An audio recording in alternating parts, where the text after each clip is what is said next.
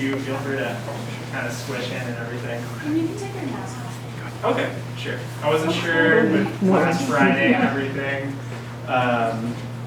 Cool. So, yeah, I studied engineering at CU. I lived in the Quad. I lived at Cockerell Hall. Is anybody familiar with Cockerell? Yeah, awesome. So I did not realize the significance of Cockerell Hall until this last year. So Theodore D.A. Drew Allison Cockerell was the founder of the Natural History Museum here at CU, and he was a prolific beekeeper. He cataloged over 9,000 different insect species. There are 946 native bee species in the state of Colorado, and he identified 900 of those. So he's batting, he's 95%ing A+. I'm sure anybody would be really happy with that curve. He was a really prolific paper writer, kind of mentor through history. There's a link, and I'll share these slides with everybody at the end. Anybody who wants them, I shared them with Paul already. The CU Museum of Natural History actually has a great video on native bees. So getting into beekeeping, starting off with native bees, I actually went to go pick up an autobiography of sorts written about Cockerell, and I walked past the Boulder Public Library.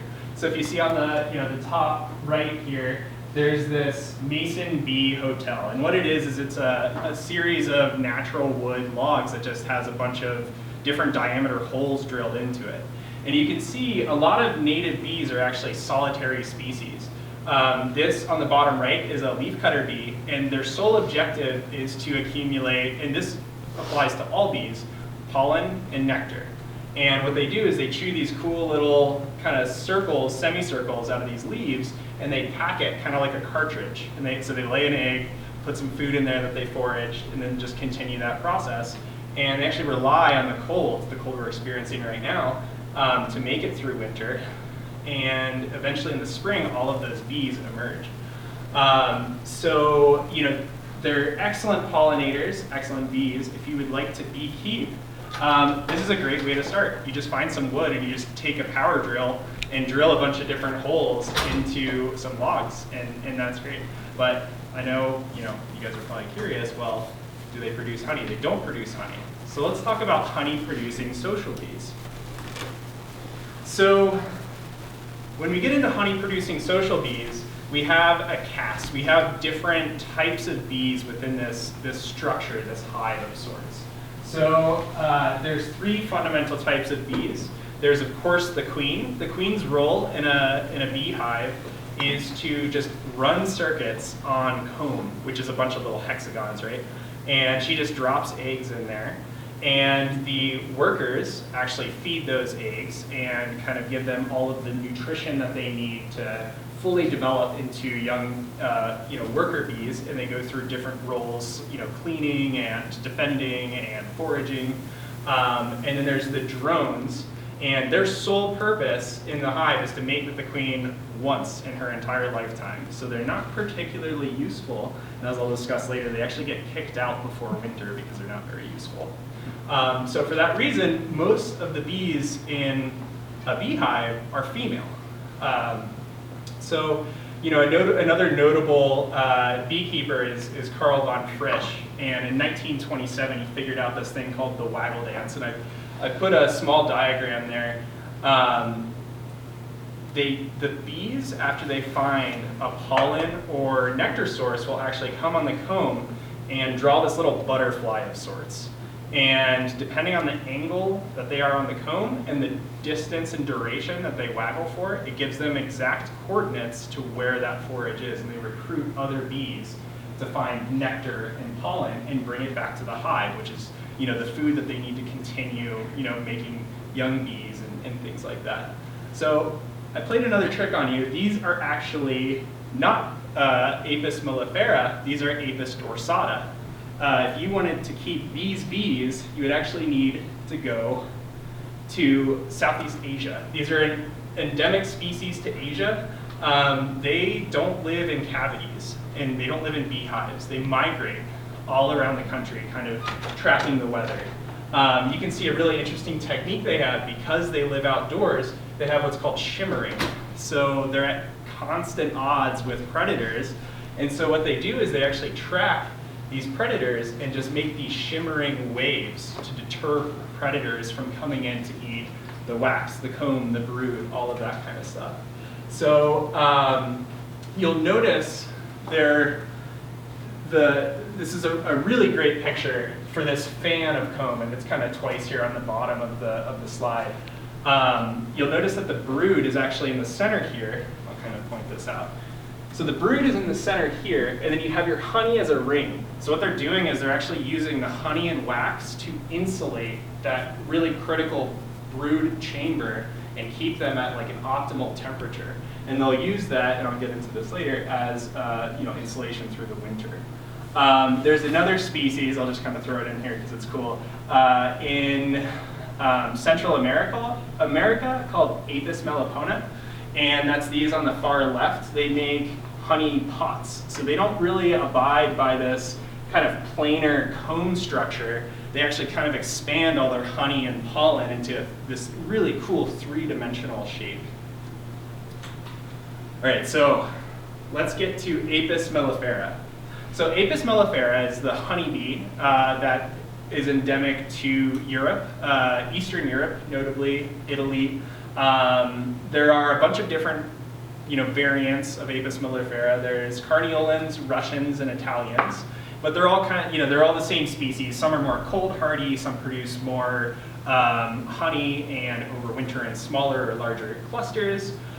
Traditionally, they were kept, there's hieroglyphs in Egypt showing and depicting clay pots where these honeybees were kept. So it's kind of mimicking, for human sake, the cavity of a tree. So it's just a long tube, and the bees would build their hive with all their wax and pollen and nectar inside these tubes. And the beekeeper, at the end of the year, would essentially break that open and then take, the honey and render the wax and all that kind of stuff. In Europe, they were using skeps, which are wicker baskets. Kind of the same idea. You allow the bees to live in there. You provide them a home. At the end of the year, you take the honey. So what happens in these skeps and these pots is the bees are placed in. You find, on the right here, you find this, there's this swarm. And so kind of similar to dorsata, you have these swarms, but unlike dorsata, this happens very rarely in the spring as the bees multiply and reproduce in order to find a new home to live in. So if you take this swarm and you place it into one of these skeps, they'll, hopefully, it's about a 50-50, in my experience at least. They'll take hold in that new beehive, and what they'll do is they'll start drawing wax, and they'll start collecting resins from local trees. And they'll start gluing everything together. Bees are excellent at gluing things together. So anything larger, there's this notion of bee space, which is really 3/8 of an inch. It's about the size of the cross section of a bee. So anything larger than that, they're going to completely fill with comb, and then they'll fill that comb with pollen and nectar and the like. Anything smaller than that, they glue shut with this propolis compound, which is really a resin of sorts. It's an excellent glue. If you get it in your carpet, it's not coming out. So, kind of moving and evolving this idea of the skeps and these pots that were used in Egypt.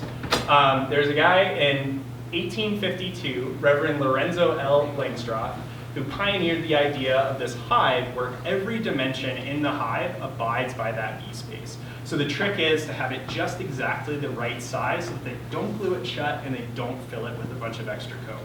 So he patented it. He had a really difficult time patenting and keeping that, fighting off people from using that because it had been fairly common knowledge throughout Europe up until that point.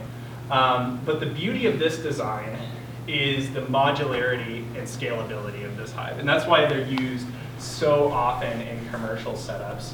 On the bottom left here, you can see this is really common in almonds. In about a month, they'll start almond pollination in California. One of these tractor trailers can fit 408 of these beehives, and they're just loaded out to come pollinate. But the thing I really want to get at is kind of the anatomy of this hive, because this is what I'll use as the basis. So I'm assuming most people here are interested in starting a beehive. So this is the hive to start out with. This is the most common. Most people work with these. It's really comprised of a top and bottom to keep the weather out, and then a series of modular boxes. And those boxes hold frames with foundation. And that foundation is either wax or plastic with these little hexagons. And what the bees do is they take a cue from that, and they'll start to, like I said, they're 3D printers. They'll start to extrude those hexagons along that. And what's really nice about that for beekeepers, it really doesn't matter to the bees. What's nice about that for beekeepers is it keeps them from cross-combing. It keeps them from putting their combs kind of perpendicular to each other and causing them to glue the frames together. So this is really a necessity for the beekeeper, not for the bees. They'd be more than happy to live in a tree, to live in a pot, to live in a skep.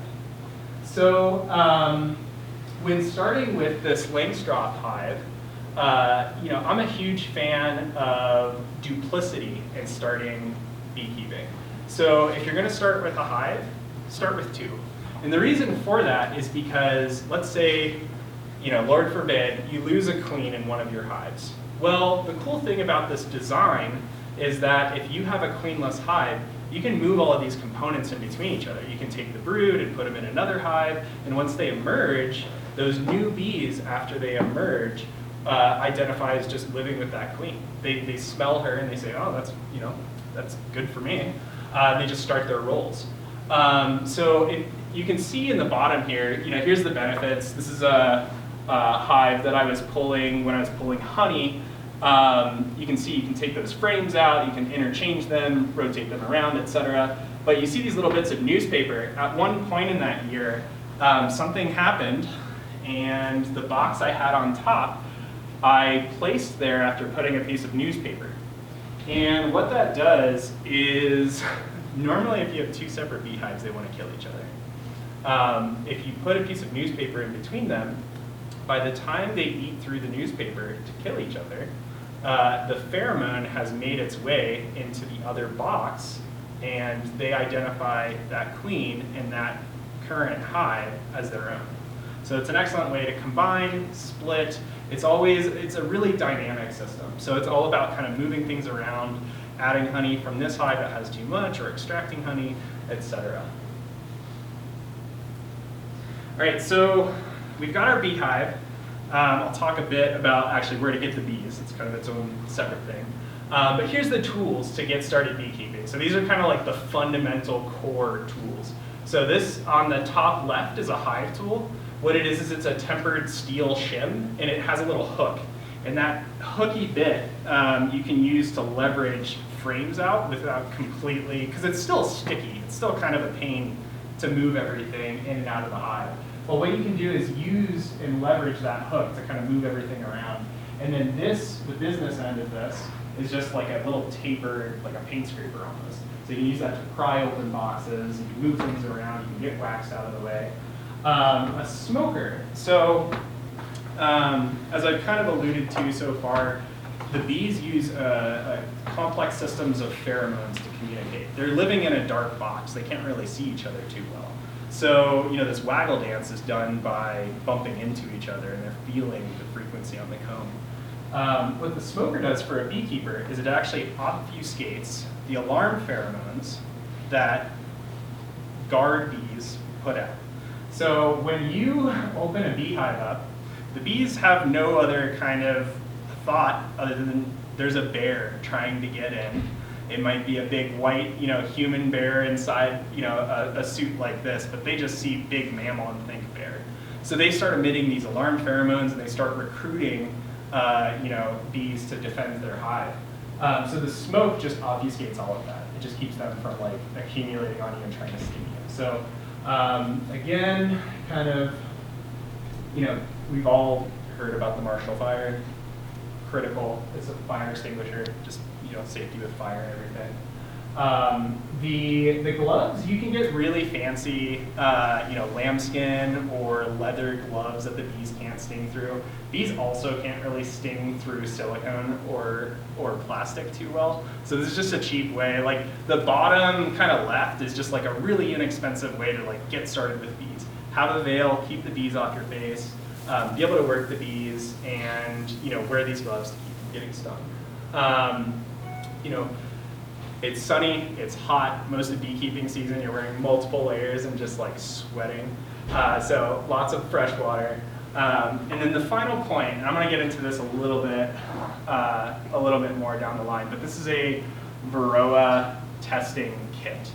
So this is essentially a small colander in here inside a second container. And I'll get to that in a second here. So we have our tools. Now let's get into just kind of a year in the life of a beehive and bees and what the beekeeper is doing. So we'll just start today. It is, I think, 8 degrees outside. The bees are not flying. What they're doing is they're sitting inside of their hives, and all of those shells of honey that they've accumulated over the last year, they're just kind of slowly moving around in the cluster, eating those honey stores and turning that into heat. And an interesting thing about that is as the bees move up in the hive, for whatever reason, they don't like to move back down. So they eat up and they can have food underneath them, but you'll find sometimes that they've moved during a warm day, they've moved up and then they won't move back down again. So for that reason, if you want to go in and check your hive, make sure it's a 50-degree day or higher. Just make sure you're not going to like shock them, because as soon as you open that top, cover off, all that heat is gonna be lost out of the hive. You've broken that, that resin. That's exactly what it's for. It's gluing the hive shut for the winter. So what are beekeepers doing? We're preparing, building, talking, this kind of a thing. We're learning about bees. One of the benefits of being a beekeeper is that you kind of have some downtime in the winter. So in 2019, I hiked through New Zealand from the north to south, interviewing beekeepers for 4 months, amongst other things, just enjoying traveling. But I picked up quite a few tips just talking to other beekeepers internationally that I now apply, clean room and things like that. Okay, so let's get a little warmer here. Let's enter the spring. So as it gets warmer, as we start to have more sun and the snow melts off and everything, the bees are really rearing. The bees that started in the fall are about 6 months old at this point. So they're kind of older bees. They really need to refresh that worker caste and that drone caste. They need kind of some new young bees to kind of take care of all that difficult foraging work and everything like that. So what they're starting to do is they're starting to look for any source of forage. I've been noticing a lot of bees around on these warmer days, coffee grounds, because they smell the aromatics and they think flowers. Not quite yet. So really the vanguard flower that I like to look for, and the most important flower for beekeeping, I would argue, is the dandelion. It's a really simple, flower, but once those dandelions start, that signals to me that it's time to keep bees. So what are the bees doing, in their hive? Well, you can see on the bottom left here, there's 8 different glands underneath the beehive, and those begin to secrete wax as they eat and find more nectar sources. Again, 3D printing, what they do is they masticate that wax and they actually extrude all of that comb. So they pull those off, they groom them, kind of in the same way they get pollen, they chew them up and they create more wax in larger space. Here's another kind of shot of how small those little wax flakes are. So that's of course a bee wing. There's some pollen here, so that's called that comes off their pollen basket. As the bees forage for pollen, they groom themselves. They place it right here on the back of their calves. And there's some small hairs here that keep all that pollen, and they're electrostatically charged to kind of hold it on. And then, so they start growing, and they start growing really quickly. So as a beekeeper, we need to be cognizant of how quickly those bees are growing. Do we need to add more boxes? Are there weird cold snaps? Do we need to add some supplemental sugar? Nectar and sugar syrup are really close to the same thing as far as bees' nutrition. The pollen's a little more difficult. There's a lot of study and research that's going into how can we mimic the pollen from plants, but it's a pretty difficult proposition. So there's patties you can add, but the best thing for them is just natural plant pollen.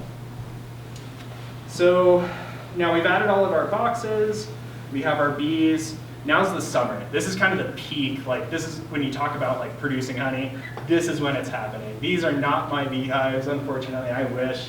I'd probably pull them a little earlier than this because each of these boxes, these big ones, weigh anywhere from 80 to 100 pounds for 10 frames, and these ones are probably closer to 50 or 60. So this whole stack is like hundreds of pounds that could topple over on you.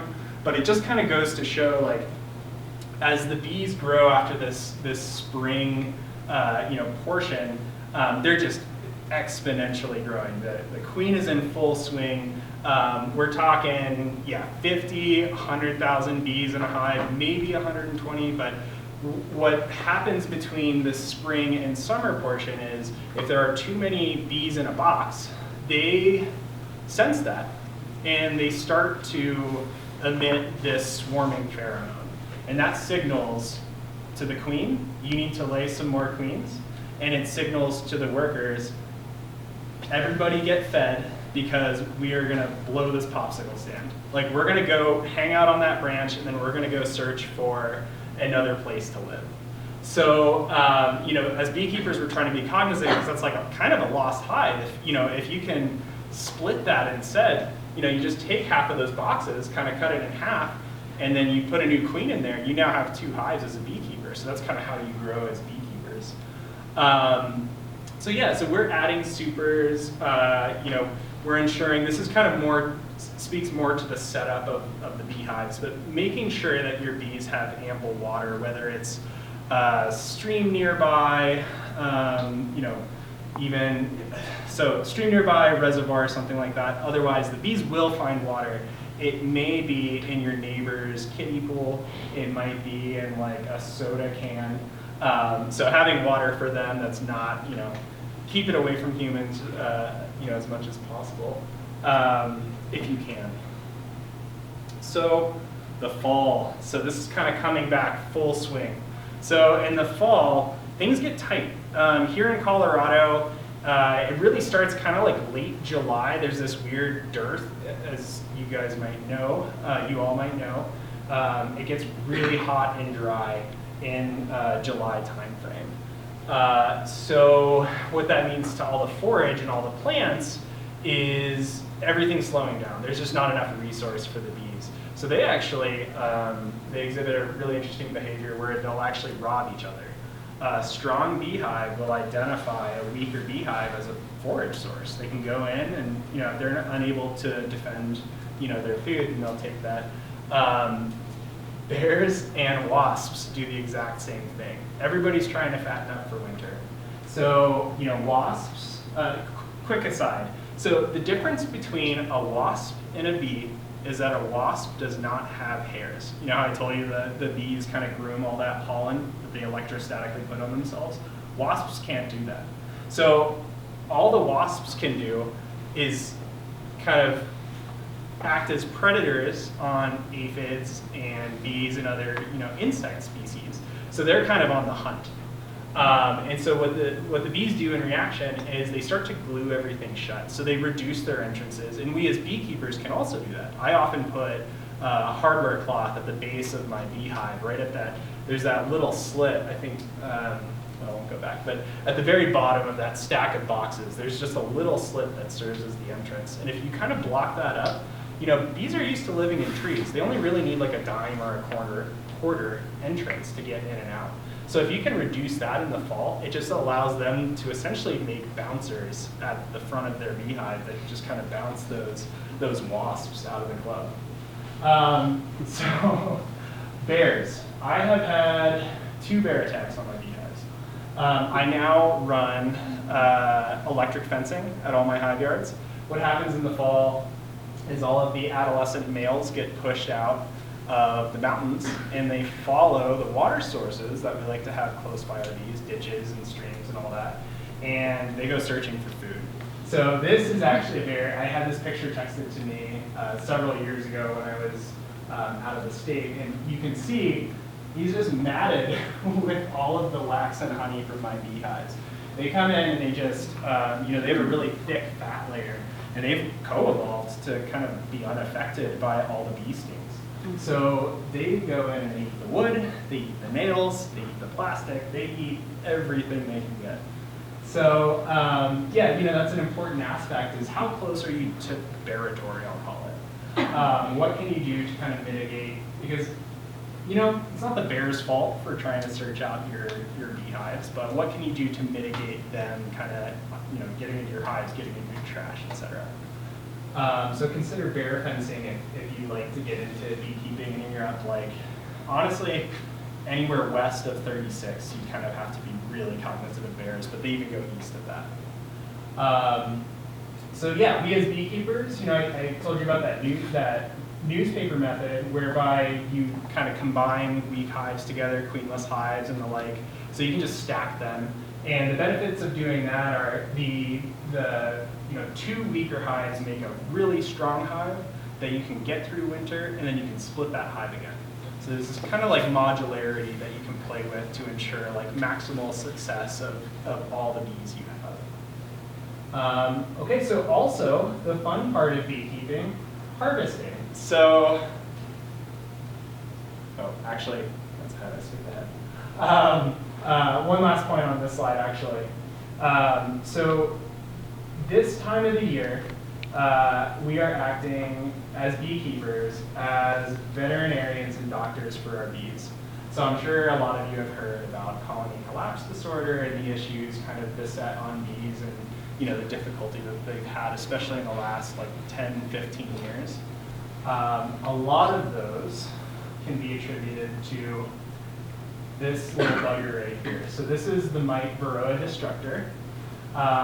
It's ubiquitous. It's really in all beehives at this point, unfortunately. The way they work is they gestate in the bottom of a bee cell, while that egg is fed pollen and nectar, as all the bees like. But they co-gestate during that pupal stage. And what happens is, when the bee emerges, multiple Varroa can emerge. And the bees do an excellent job at pulling those little Varroa mites off. You can see here on the back of this bee, they just hang out like little backpacks, and they're eating on the fat bodies of bees. So what happens though is, in the fall, as the queen starts to reduce her laying rate, the Varroa mites don't do anything of the sort. So their population explodes in the fall, and the bees are reducing in numbers. So you just have that inflection point where you just have so many more Varroa. The issue with that is, I told you about that robbing behavior, where a strong hive can rob a weak hive, and bees kind of intermingle in that way. If you're beekeeping and your neighbor allows their beehive to accumulate all of these Varroa destructor mites because they don't treat, or they just don't know, your beehives can contract these Varroa and bring them back, and that's called a mite bomb. And it's a really big issue in beekeeping because bees forage a far distance. I mean, we're talking 10 kilometers, it's 6 miles, 6.2 miles. They go a long way to get all this food. So it's definitely on the map. You might not have any issues, and then come August, September timeframe, you just have all of these Varroa, and unless you're prepared, they can take out a hive really quickly. They vector a bunch of disease and all this nasty stuff. So that's kind of public enemy number one for beekeepers. There are, of course, others.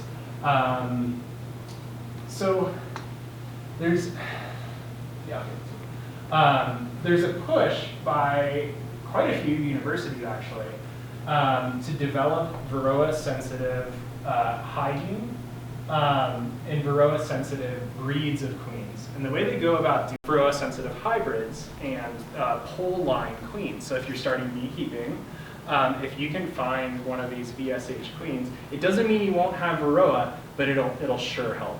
So it's an excellent way to kind of capitalize on a bunch of like previous bee loss and things like that. So I bring this up specifically because this affects all beekeepers, and it's a really difficult problem to solve. And there's several, there's many schools of thought on how to deal with it, but it's something to be aware of. So locality of beekeeping is really important. Now, I'm going to say, as a beekeeper, I'm sharing knowledge, but you should take everything I'm saying with a grain of salt, especially if you're not from Colorado. There are so many different beekeeping strategies. Georgia, for instance, has a huge proportion of beekeepers, but it's really warm. Their winters, I think they're already in spring right now. I've seen a bunch of other beekeepers who are starting to like creamer and things, and I'm months out from that. So, there's a lot of things that are very specific to your climate and where you live. And in Colorado specifically, we have these crazy variable winters where, 3 days ago, what was it, 50 degrees? And now it's 8. That just wreaks havoc on the bees. So I wrap them in this bubble wrap. I think it's called Reflectix. It's really just an insulation, and it acts as a vapor barrier. And I've had some great success here at CU as well as throughout Boulder County. Whereas like that in the south would just bake the bees. It acts as an oven. The best way to find this kind of information is to find a bee club. I think CU has a bee club. Do you know if they're? I think it dissolved a few years ago. Oh, it did? Oh, that's unfortunate. Boulder County has a bee club. Northern Colorado has a bee club. They love new members. So get involved with the bee club. There's so many people who just love to talk. As you can tell, we're just like, all of us beekeepers are just nerds about bees. Like, we just love talking bees. So there's so much you can learn just by going to these clubs and talking to people. I don't think most charge a membership, but it's an excellent way to learn. Some other things to keep an eye out for if you're not from Colorado. There's small hive beetle. I don't have a picture of them here because we don't have them, but that's an issue in the south where it's a lot more moist and warm. Nosema is like a form of bee dysentery that can kind of wreak havoc if your bees are confined for too long. But because of Colorado's kind of crazy weather patterns, they can get out during those warm days and relieve themselves and then come back and they don't have that issue. So yeah. All right, so now the fun part. So harvesting. These are some pictures. So kind of coming up to speed, we have our beehive. They've had an excellent, successful year. They've produced all of this honey, so much that, like that picture we saw, they're stacks high. We've got to do something because you want to overwinter in smaller stacks. So you pull some of those off. What do you do with them? You have a bunch of frames of capped honey. Well, you take an uncapping knife. So if you can imagine this hexagonal plane of cells is really kind of just a bunch of honey jars all stacked next to each other. And they all have their lids on tight and they're just capped with wax and it keeps everything sealed. So if you can just pull off, and that's what that uncapper's for, you just pull off all the lids and then you spin it in this honey extractor. So there's hand crank ones. I know for sure you can rent one for, it's like $20 for a weekend from the CSU extension in Longmont. And you just hand crank those frames and it all hits the wall. And then at the bottom, you have this honey gate. And that honey gate, you feed into a filter. You still have these like wax caps and things like that. And so you just filter that through. And in your food grade bucket below, you're left with a bunch of honey. So that's not the end of it though, because you have all these caps left over, and because a bee's wax capping is used once, it's what's called virgin wax, and it's really desirable as just like a product. You can use it to make like chapsticks, and you can use it to make those cool bee wrap, reusable bee wraps and stuff. But if you just put that in a pot with some, fold it in some cheesecloth and then just boil it, and then let it cool off again, you get one of these, just big wax plugs. So I just made this last weekend because it's so cold. It's a good time to do this kind of work because it heats my house. So this right here is just a graph that kind of impresses. So you can harvest honey at any point, but roughly for every 10 degrees C, your flow rate of honey doubles. So a lot of big honey packers, this is where you get into this notion. Has anybody heard of like raw or unfiltered honey versus like heated honey? This is kind of where that distinction comes in. If you're like a big honey packing plant and you have like literal tons of honey coming through a day, you want to boost that temperature as much as possible and filter it through screens because you can just push a lot more product. Actually, one last point. So these 2 jars, these are just 2 jars that I had extracted and bottled in the late summer, early fall. They're from 2 different hive yards that are separated by about 5 miles worth of distance. And they're bottled at the exact same time. So I think the reason I'm showing this off is just seeing the difference in color and opacity and how creamed it is just in a 5-mile difference of space. Just the amount of forage that the bees are able to find in certain varietals and certain plants just makes for vastly different honey. And that's one of the coolest things about honey, is that it is really a snapshot of the year, the amount of moisture in the area that, yeah. Sorry, I was just wondering how like a honey blend would get the honey to all look the same then. Is that not They mix them all. Okay. So they take all the different honeys and they put them in like a big 2-ton. And by the way, feel free to ask questions. I love talking, but I love answering questions even more. Yeah, they put them in these big stainless steel tanks. And so they get honey from the Dakotas that came in on a train, and the local, beekeeper came in with however many pounds, and they just kind of all throw it together, and you get like a wildflower honey. And sometimes, so you'll notice like a lot of honey bear honey on grocery store shelves will say like clover and alfalfa. Those are taken from, you see that a lot in like the bread basket of America. That's a really common cover crop used for grazing animals. So they'll put clover and alfalfa out, and then all the bees in that area, I mean, we're talking tens of thousands of acres of this plant. So they can kind of, not guarantee, but it's, it's like 99.9% that type of honey. Thank you. Yeah. So, what is honey? The bees are after this nectar in this pollen to kind of build nutritional value and grow their hive. Well, honey is really just nectar that's been dehydrated by the bees. They go out and they source all of this nectar, they bring it back into the hive, and over the course of several weeks, they will dehydrate it to the point where it's 18%, I'm going to say 18%, moisture by volume, meaning that 18% or less is water. So what's really cool about that is if you leave honey in a sealed container, if any bacteria gets into that container, it's so dry that it pulls the liquid out of that bacteria, killing it. So honey, for that reason, has these really cool, uses where, like, traditionally it's used in dressing wounds.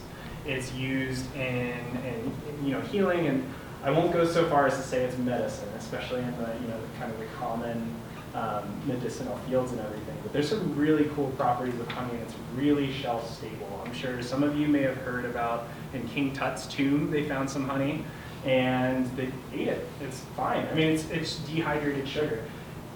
Is it the best tasting anymore? Probably not. I wouldn't want to give it to you guys, but definitely you could eat it. So honey processing. So what the bees do when they have nectar, so you can see they have this crop. Bees have a second stomach that's devoted to just storing nectar. They don't take any nutritional value from it. They just use it to store it. And what they do is they take it and put it on their tongue, which is incredibly long, and they flagellate it. inside the hive. And what that does is it evaporates off all of the water. And then they repeat that process until they determine this is honey. This hits that 18%. Sorry, that 20%, everybody in the world caps honey saying you have to be 18% or less. In the United States, it's 20% or less. I won't really go into that, but that's why I chose 80%. So they have this crop, and what they're doing at the same time is they're adding all of these different honey enzymes. So bees, flowers produce all kinds of different sugars. You have monosaccharides, disaccharides, you have fructose, glucose, sucrose, dextrose, all of this kind of stuff. There's proteins mixed in there. So the bees have this really cool, when you hear about enzymes, what they're doing is they're actually processing all of those compounds down to sucrose and glucose. And that's the core of honey, is it's inverted, which is the process of taking a disaccharide and turning it into two monosaccharides. Protease, as you can see here, takes out all the proteins and makes them more digestible and things like that. So honey is a processed food. It's just processed by a different species. So let's get a little bit, and I think we kind of touched on this as to how they get the consistent honey and how they're honey packers are mixing all these honeys together. A lot of people will actually go so far as to migrate their bees to certain blooming flowers at certain times of the year. Some of these flowers only bloom for 2 or 3 weeks, and they make sure that they have their bees in these fields at this time. So in the bottom left, this is canola. This is really popular in Canada. There are hundreds of thousands of acres of it, just sprawling. In Saskatoon, which is kind of like the Kansas of Canada, there's just tons of this stuff, and they place the hives out here, and I've never seen so many. I mean, they're pulling in hundreds of pounds of honey per hive. This honey is really interesting because it crystallizes really quickly. So crystallization, has anybody here made rock candy? Yeah, so you know how you super saturate it and then you dip the string in? So crystallization is that same idea where you like super concentrated these sugars, and they're so concentrated that as the temperature drops, it just like crystallizes. So that can happen even in the frame with canola honey. So canola, beekeepers that focus on this kind of a honey are trying to move as quickly as possible during their harvest. Orange blossom, here in the States, in Florida, you have these big citrus groves, and they do the same thing. They take hundreds of beehives and they place them in the middle of these orange groves, and that's how you produce orange blossom honey. So I guess really what I'm getting at is like, depending on where your bees are at a certain time of year, you're filtering and capturing a taste of that exact area at that moment, which is a really cool condition you don't usually see outside of wine. And so that's where this word terroir, that's exactly what that means. I think in French I'm not going to do it justice. I think it means earth, like of the earth. So that's the kind of the core of this idea. Here in the middle, this is from my visit to New Zealand. Some of you may have heard of Manuka honey. In the 80s, there was like a Maori shaman who found that the effervescent effects of honey helped him with his stomach ulcers.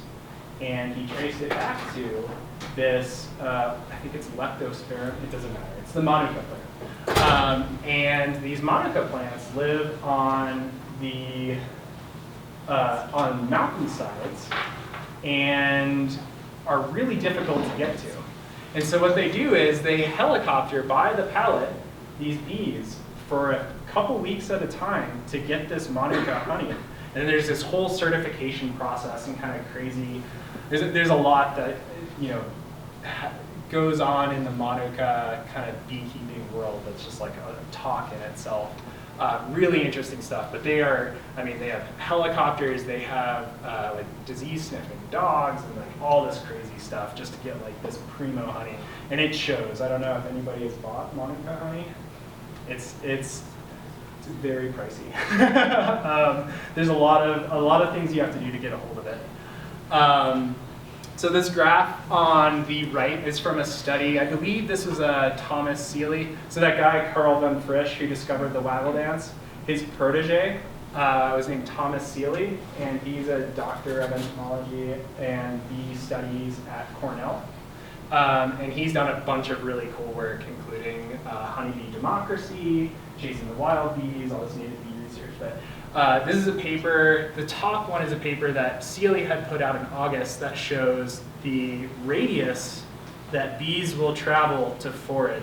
So one thing I want to point out here is that throughout the year, so look in May, which is this bottom graph here, you'll notice that the bees stay within 2 to 3 kilometers, so call it a mile or two, from their hive. But as things start to slow down with nectar flows and pollen production by the plants in August, the bees start to move outwards. As far as, I mean, it kind of goes off the side of the screen here, but 10 kilometers, 6.2 miles. So they are going vast distances to be able to get these resources. So that concludes kind of my year in the life of beekeeping primer. This is my ask, is much in the vein of Theo Cockerell. Even if it's not beekeeping, I would implore each and every one of you to just get outdoors and just like insects or small mammals, just like observe things and learn about different creatures. There's so much going on around us. And there's a lot of really cool interactions of different species and communal insects and pheromone, talking through smell. What is that like? Second, you want to just support the bees, just plant some flowers. This right here is my favorite flower. This is Russian sage. It's a bookend species. It manages to make it through until the fall, which is pretty rare for a flower, but it produces a heck of a lot of pollen. I think City of Louisville uses this as one of their official xeriscaped plants. And if you come up on one in July, August timeframe, there are bees all over it. It's such a great way to go bee spotting. And another kind of interesting thing I want to kind of seg into. So honeybees have it, okay, I'm colorblind. So I have a reduced ability to see color in the red-green spectrum. So, a lot of people ask me, what is that like? Well, to bees, every one of you is also colorblind. So bees don't really see as much in the red as you can see by this graph. But when you look in this purple and ultraviolet region, they're seeing so many vibrant colors that we can't even imagine. I mean, this thing must just look bonkers to them. So the reason I bring that up is because, the next portion of this workshop is we're going to taste honey. And kind of much like being colorblind, there's no objective, there's no test here. This is not an objective. This is enjoy honey. Honey is meant to be tasted. So as I begin to hand out these different honeys, I'd like everybody to keep in mind it's really subjective, and you're going to taste a lot of different notes as you taste honeys. So yeah, I will actually. It might be easier if people came up and grabbed honeys from the set up here. So what I've done is I've prepared 4 different honeys internationally. Some of them are from the US. And the goal of this exercise is just to kind of experience how vastly different these honeys can taste. I kind of went on about the terroir of things. So eat this honey however you would like. I have these tasting wheels from UC Davis from the Robert Mondavi Institute. I have 4 of them, so the intention is to break up into groups or 4 separate groups and kind of have a discussion. I have these honey tasting sheets. Each sheet has 4 sections that captures, the visual, olfactory and gustatory notes. You know, how does it taste? And like I said, there's no wrong answer to this. And yeah, I think we'll start light to dark. Just the darker honeys tend to have more of a strong taste, so I think that's a good way to kind of experience this. So what I'm doing is I'm holding this honey in my hand, and I'm just kind of gently heating it. I'm kind of doing one of these.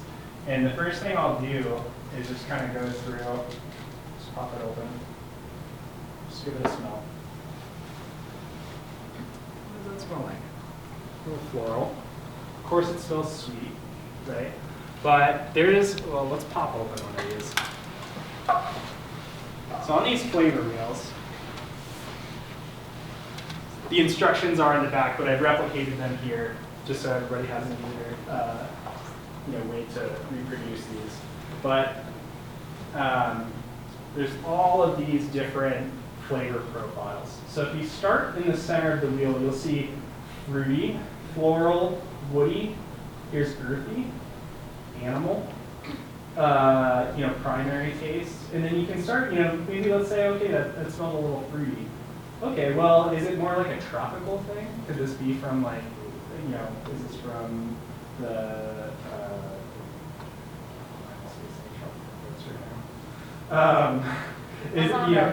yes, thank you. Is this spicy?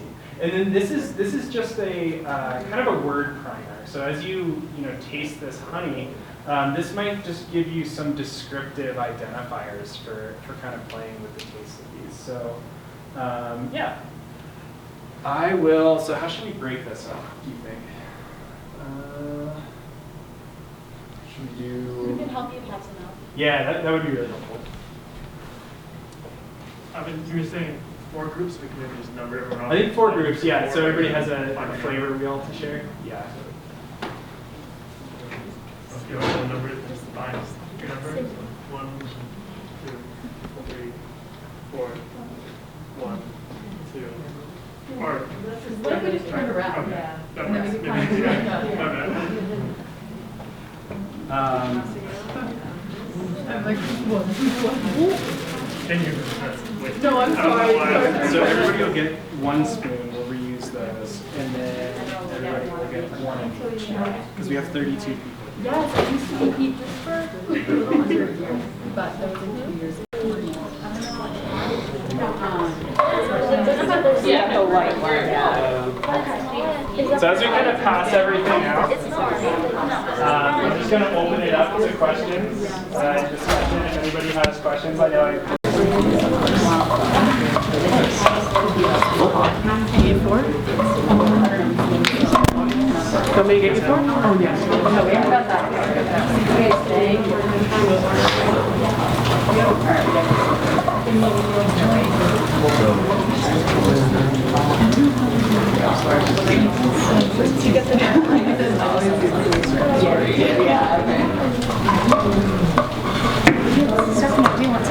Oh, Rachel's getting it. yeah, who doesn't have all 4? Sorry. There you go. Oops. There should be 2 dark ones, 1 really light one. Might just be my imagination, but it smells like Guinness. It's probably my Do you guys have all of them? What do you think? Okay, I'll grab.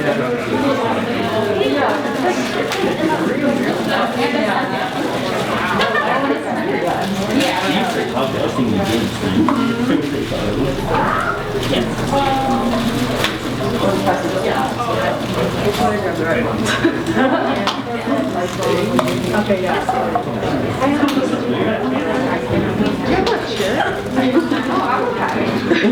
There's like also more like chairs over there too. Yeah, we want them. Oh, you're totally fine. I can pull some over here too.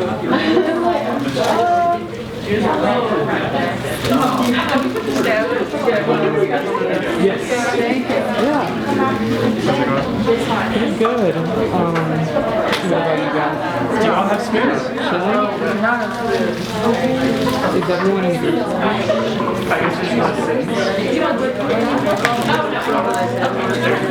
Oh, I need the sheets passed out as well with some pencils.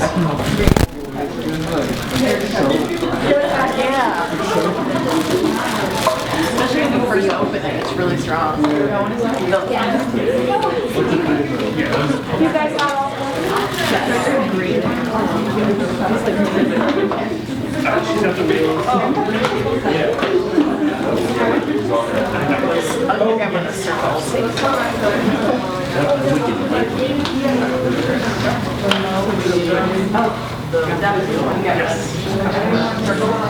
There's 4, so I don't know if you get two. Okay.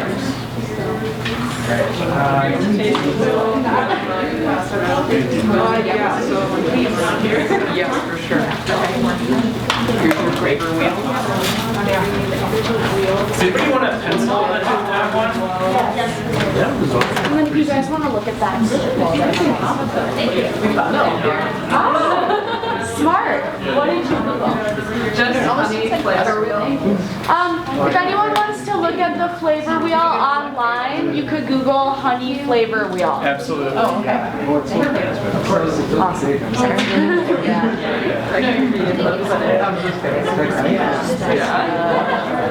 Oh, you already got this one. Sick. Well, here's one for you.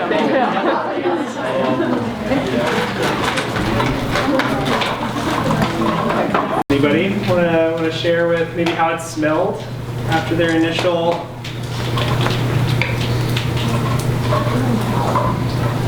Yeah. For me personally, it kind of just tasted like normal honey that I would buy at the store. Yeah. So I was kind of biased. I just had like clover, just like floral, Okay. wildflower honey. The floral. Okay. Yeah. Cool. Yeah.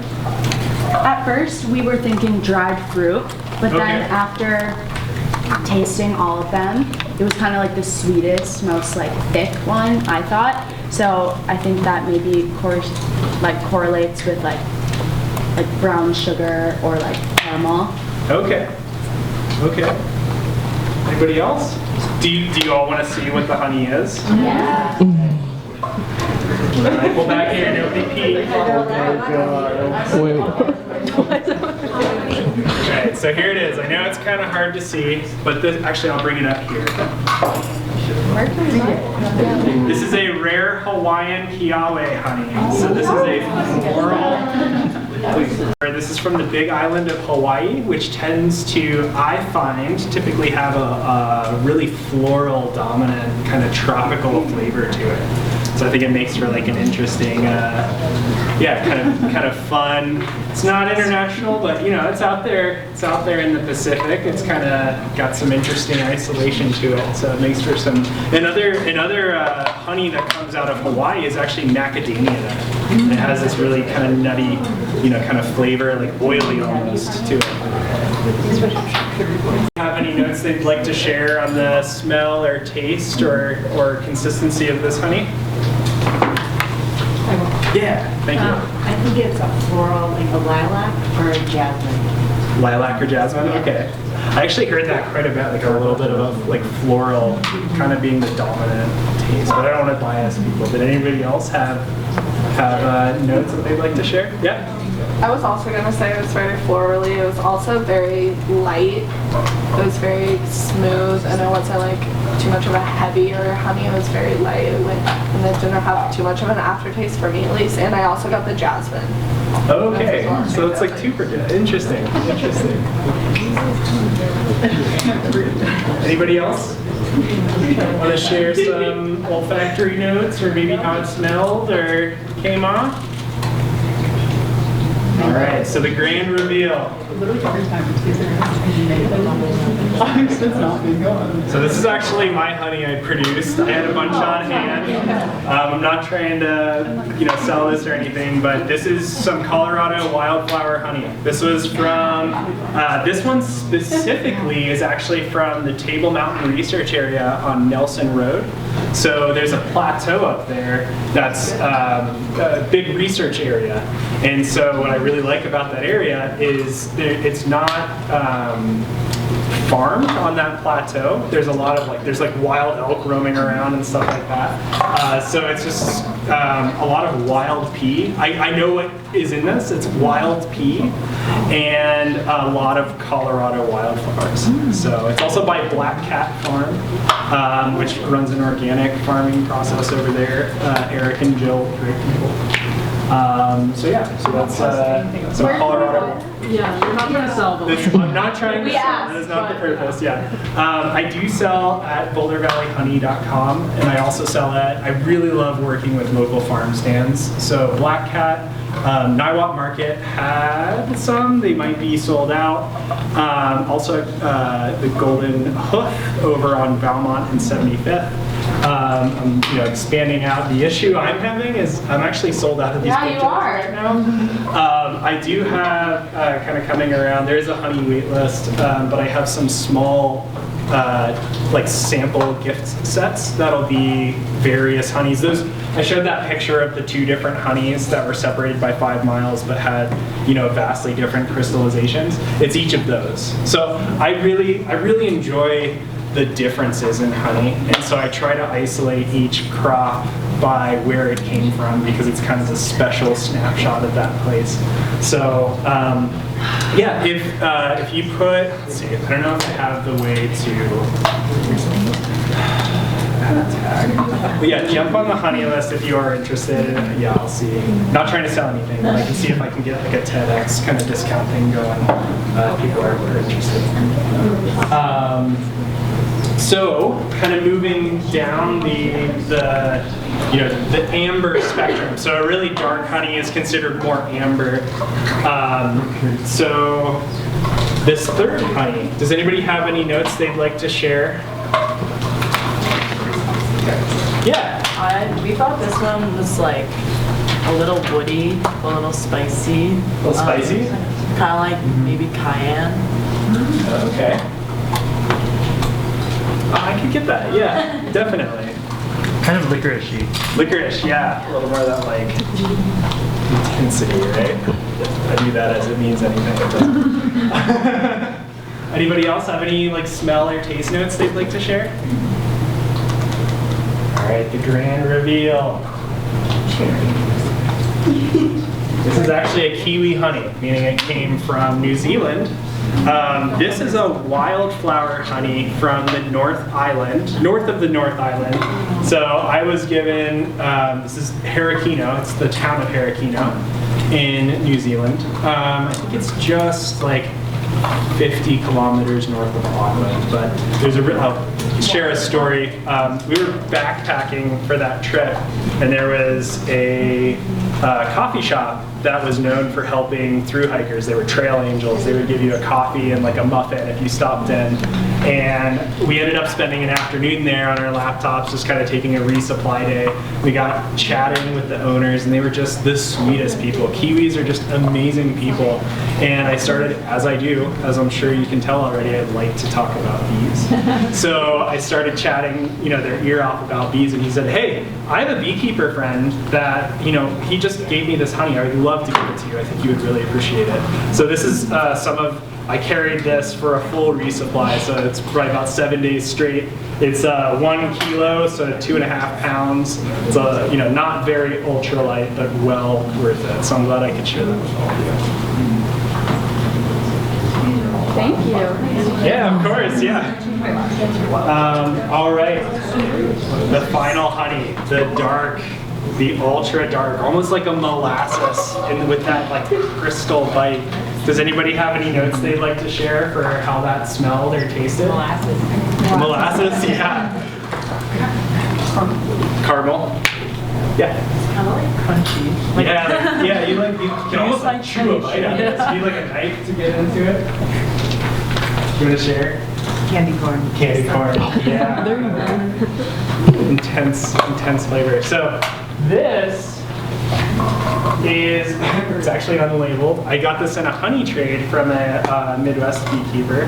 No, that's not true. I did get this in a honey trade, but this is a buckwheat honey. So this buckwheat honey a lot of people are put off by. And typically, I've heard a lot of people describe it as like animal almost, and not like it so much. So it's used quite commonly in baking.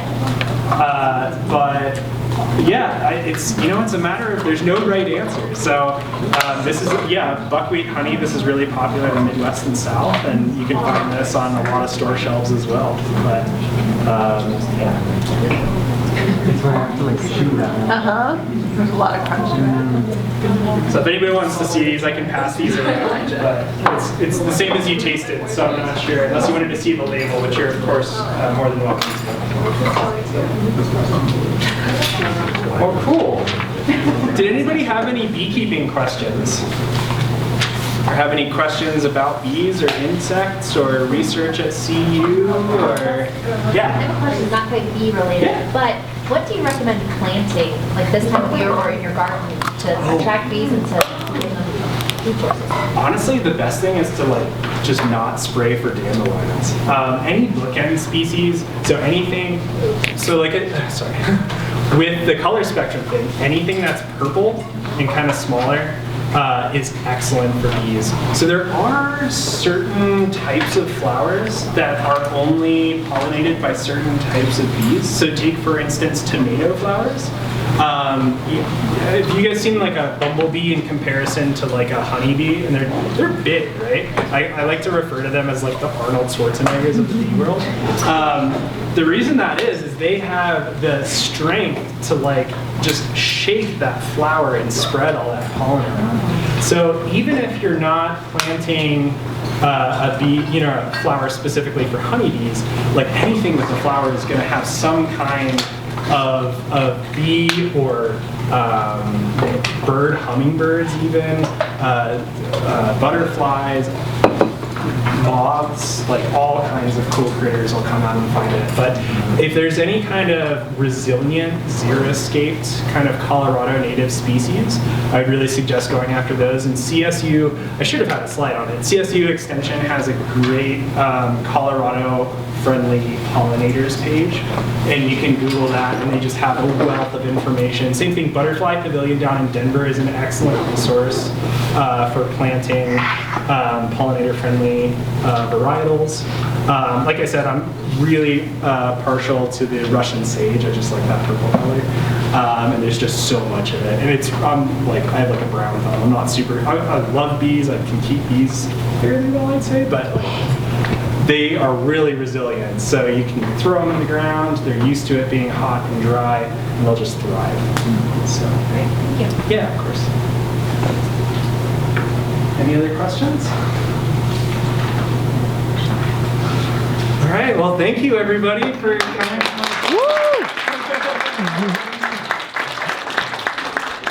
Hope you all enjoyed it. I hope you all found a new favorite honey or something to keep an eye out for. And please keep, if you have extra samples, please hold on to them. Otherwise, you can pitch them in here. These are all compostable containers.